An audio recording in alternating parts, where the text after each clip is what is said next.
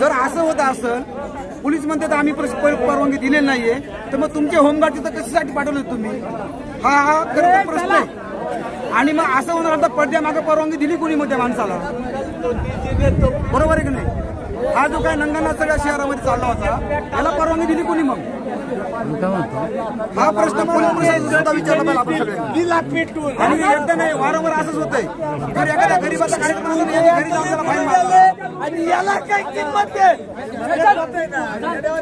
हे चाललंय सगळं वरच असताना चाललंय. कदाचित या माणसाने त्याला तेव्हा जर रोखलं असतं ना चौकामध्ये का काढू नको मिरवणूक, तर ही घटना पण टळली असती पुढची.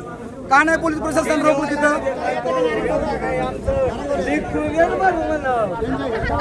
कोण म्हणते राजकारण चालू? राजकारण इथं याच्यातच येतच नाही राजकारण.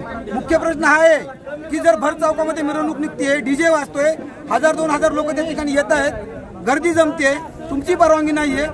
इतर वेळेस आम्ही येतो ना परवानगी तुमच्याकडे सुद्धा. आम्हाला कायदे शिकवले जात आहेत, आम्हाला नियम सांगितले जात आहेत.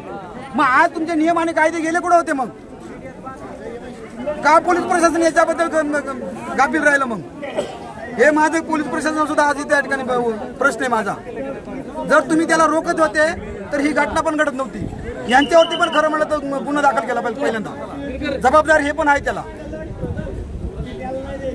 आणि हे सगळं वर दास्तावरती कारभार चाललेला आहे इथं. सर्वसामान्यावरती मात्र फोनवरती गुन्हे दाखल करतायत. इथं आम्ही 6 तास बसलोय.